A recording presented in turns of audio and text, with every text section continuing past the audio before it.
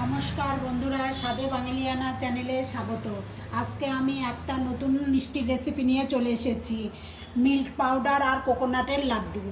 এটা খুব কম উপকরণে কম সময়ের মধ্যে তৈরি হয়ে যায়। চলুন যাই দেখে নিই এটা কি করে বানাই। আমি লাড্ডুটা বানানোর জন্য একটা কড়াই নিয়ে নিয়েছি। ওর মধ্যে দিয়ে দেব 2 টেবিল চামচ ঘি।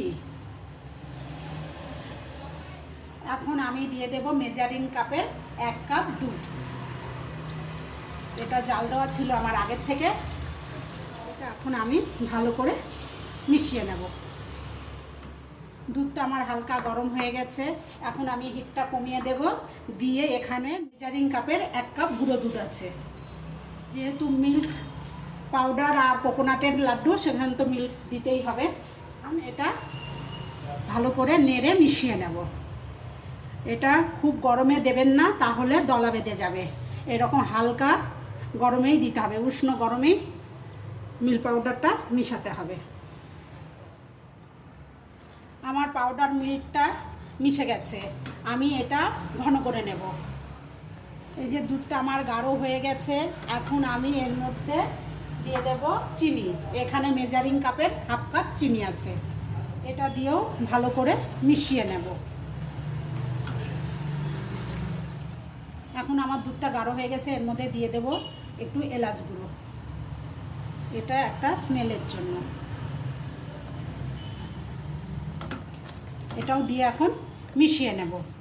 এখন আমার দুধটা একদম গাঢ় হয়ে গেছে। এখানে দেব হচ্ছে নারকেলের গুঁড়ো। এটা হচ্ছে পাউডার, নারকেলের পাউডার 1.5 কাপ। মেজারিং কাপের 1.5 কাপ আছে। ভালো করে এখন নেড়ে নেব। নেড়ে একটা ডোয়ের মতন তৈরি করে নেব।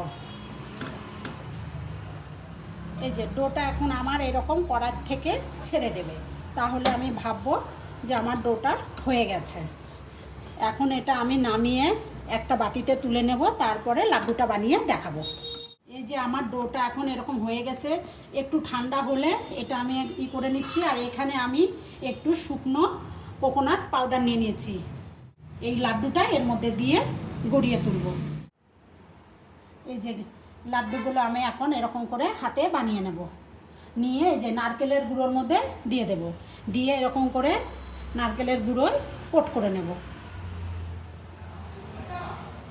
এরকম করে আমি সব লাড্ডুগুলোই এক এক করে বানিয়ে নেব। এই যে সব লাড্ডুগুলো আমার বানিয়ে নেওয়া হয়ে গেছে। আমি এই কয়টাই সার্ভ করে দেখালাম। আপনারা ভিডিওটা প্রথম থেকে যদি শেষ অবধি দেখে থাকেন, তাহলে লাইক, কমেন্ট, শেয়ার করবেন। আর এটা খুব অল্প উপকরণে হয়ে যায়, ঘরে থাকা জিনিস দিয়েই, আর খেতে ভীষণ ভালো হয়। শুরু থেকে শেষ অবধি দেখার জন্য অনেক ধন্যবাদ। আবার আমি ফিরে আসব নতুন কোনো রেসিপি নিয়ে।